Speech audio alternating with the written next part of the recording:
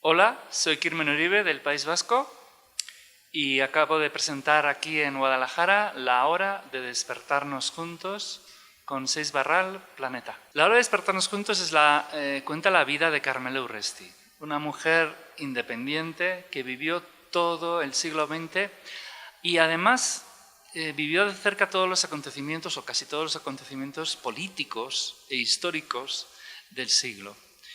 Os cuento. Ella era enfermera en los años 30, era ya una mujer independiente. Con la guerra civil se tiene que exiliar a Francia, va a París en una embajada cultural, digamos, vasca, que apoyaba a la República, y allí conoce a el que será su marido, Txomin Letamendi.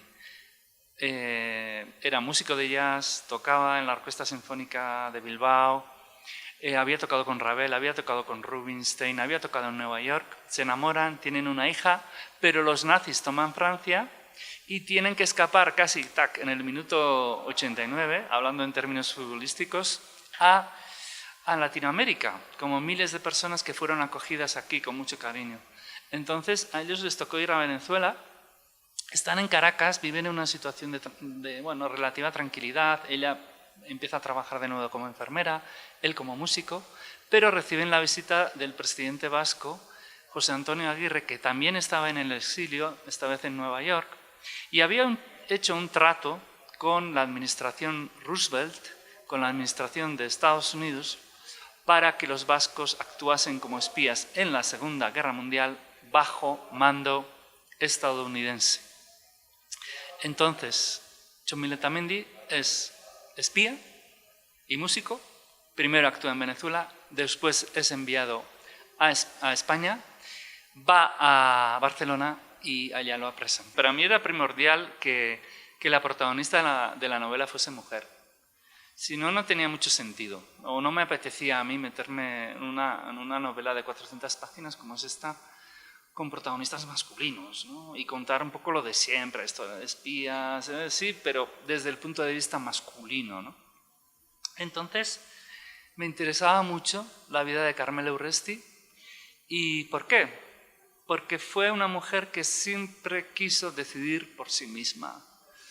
Ella tuvo el trabajo que quiso, fue enfermera, fue independiente económicamente, tuvo a su primera hija de madre soltera. Luego vivió, después de quedarse viuda, un segundo exilio en Venezuela, dejando los hijos en el País Vasco. Ella se fue sola, como hacen muchísimas mexicanas que se van solas a trabajar al extranjero, ¿no? Tomó muchísimas decisiones en su propia vida, fue una mujer inteligente, también muy práctica, tenía un sentido práctico de la vida, y yo creo que tenía mucho más sentido común que tal vez su marido, que era una persona pues mucho más ingenua, mucho más idealista, que pensaba más en la libertad, en los ideales, que en su propia familia igual, ¿no? Entonces, Carmela y todas las mujeres que aparecen en la novela son mujeres muy inteligentes, con una visión de la vida muy, muy inteligente. La investigación de la novela es increíble, es lo que sale en la novela, porque el narrador está investigando a tiempo real. Entonces tú vas viendo cómo va reconstruyendo la vida de Carmela Urresti mediante visitas a archivos, mediante entrevistas, mediante diarios, cartas, etc. El papel de Latinoamérica en la novela es primordial. Primero porque los acoge en Venezuela. Segundo porque en la Segunda Guerra Mundial en Venezuela ya había una guerra oculta con los alemanes y se ve en la novela.